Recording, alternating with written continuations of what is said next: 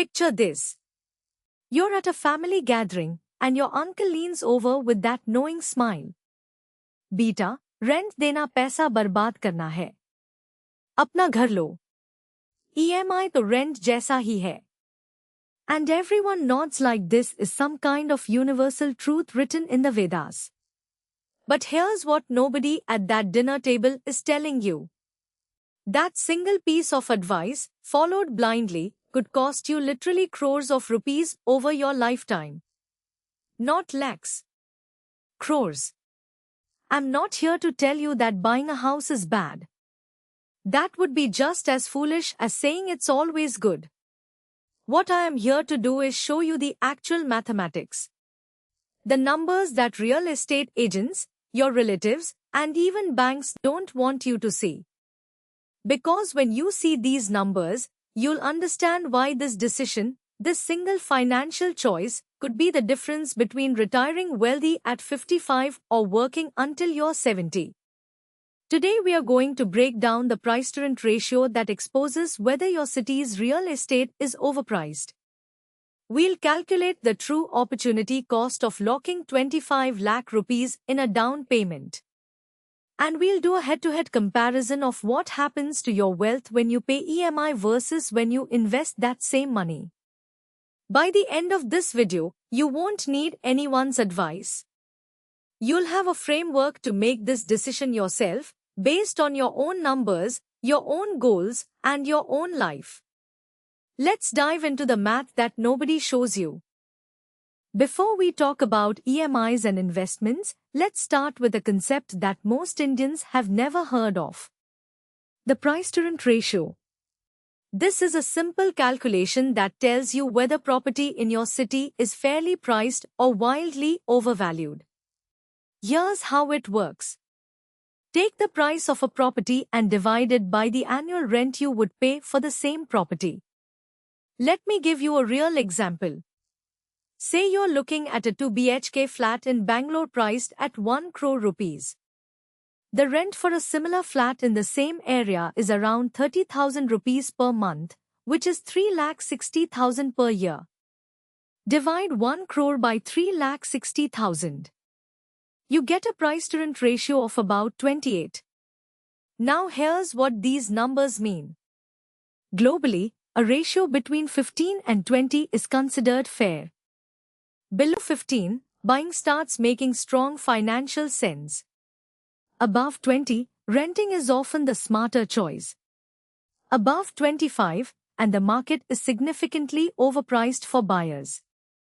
In most Indian metros today, Mumbai, Bangalore, Delhi NCR, Pune, the price-to-rent ratios are between 25 and 35. Some premium localities are even touching 40. What does this mean in plain Hindi? It means you would need 28 to 35 years of rent to equal the property price. That's not a good deal. Compare this to cities in America or Europe where ratios of 12 to 18 are common. Indian urban real estate, by this global measure, is significantly overpriced relative to rental yields. This single ratio should be your first filter before you even start looking at EMI calculators. Now let's talk about the elephant in the room that nobody discusses. Your down payment. When you buy a house, banks typically require you to pay 20% upfront. For a 1 crore rupee flat, that's 20 lakh rupees. Add registration, stamp duty, and initial furnishing, and you're easily looking at 25 to 30 lakh rupees locked up on day one. Everyone focuses on the EMI. Nobody talks about what that 25 lakh rupees could have become. Let's do the math together. If you invested 25 lakh rupees in a diversified equity mutual fund portfolio and achieved a reasonable 12% annual return, which is below the Nifty's long-term average, here's what happens. After 10 years, that 25 lakhs becomes 78 lakhs. After 15 years, it becomes 1 crore 37 lakhs. After 20 years, your original 25 lakhs has grown to 2 crore 41 lakh rupees. 2 crore 41 lakhs. just from your down payment. But wait, your relatives say your house will also appreciate. Let's check that claim. According to Reserve Bank of India data, residential property prices in India have grown at an average of 3 to 5% annually over the last decade. In many cities, if you adjust for inflation, the real appreciation is close to zero or even negative. So your 1 crore flat after 20 years at 4% appreciation becomes 2 crore 19 lakhs. Meanwhile, your 25 lakh down payment invested in equity becomes 2 crore 41 lakhs. The down payment alone, doing nothing else, beats the entire property value. And we haven't even started talking about EMIs versus investing yet. Alright, now let's get to the comparison everyone wants to see. EMI versus SIP. What happens over 20 years? Let's take a 1 crore rupee flat example. You've paid 25 lakh as down payment. You take a 75 lakh home loan at 8.5% interest for 20 years. Your EMI comes out to approximately 65,000 rupees per month. Over 20 years, you will pay a total of 1 crore 56 lakh rupees.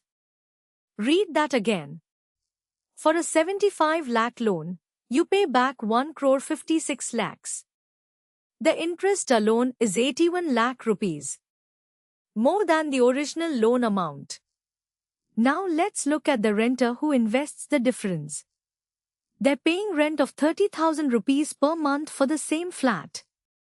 The difference between the EMI and rent is 35,000 rupees. They invest this 35,000 monthly in a SIP.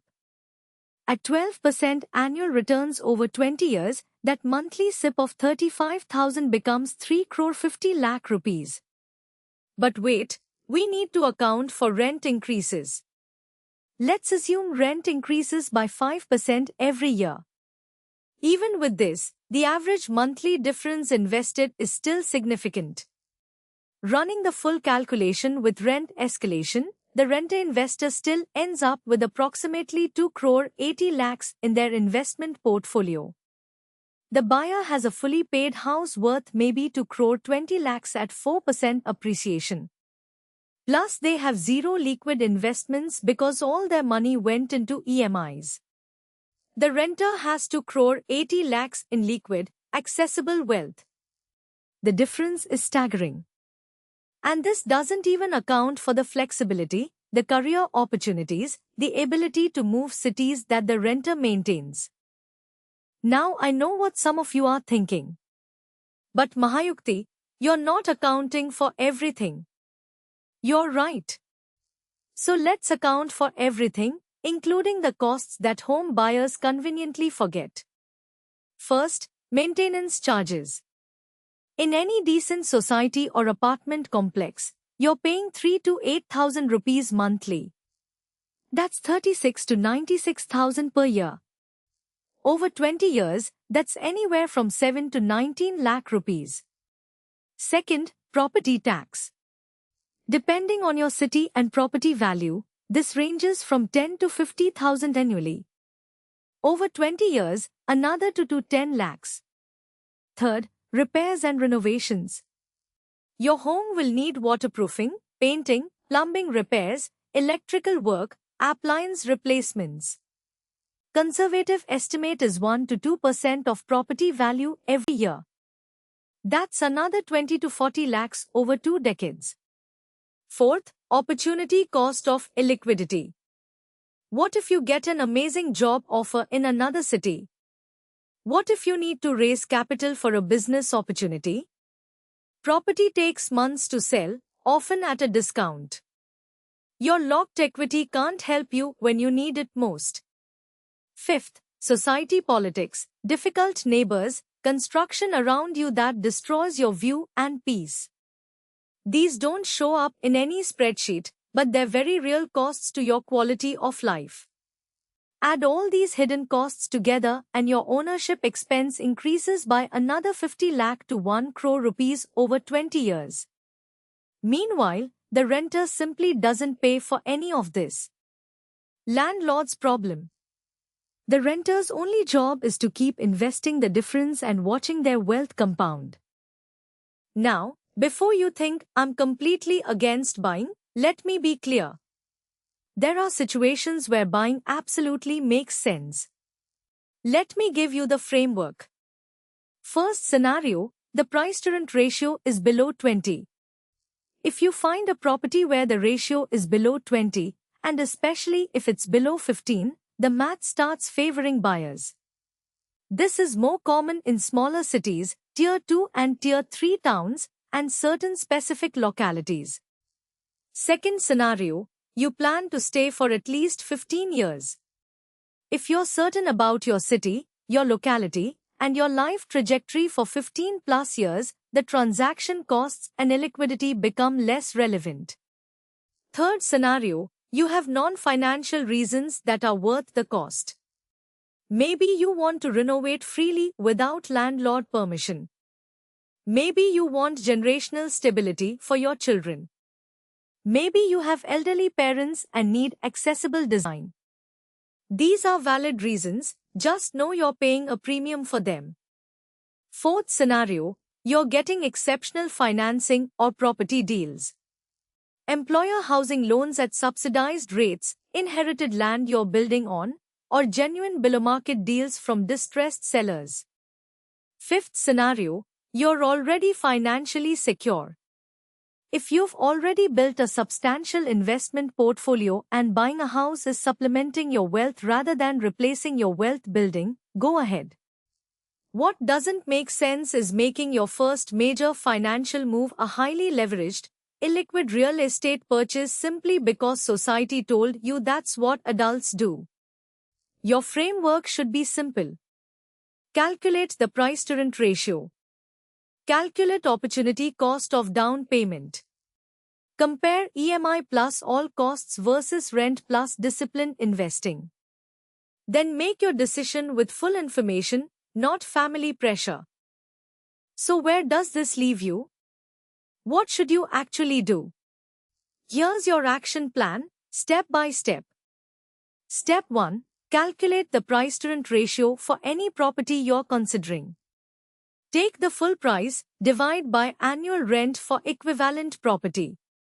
If it's above 25, be very skeptical. Step 2. Run your own opportunity cost calculation. Take your likely down payment amount. Calculate what it becomes at 12% annual returns over your planned loan tenure. That's your baseline to beat.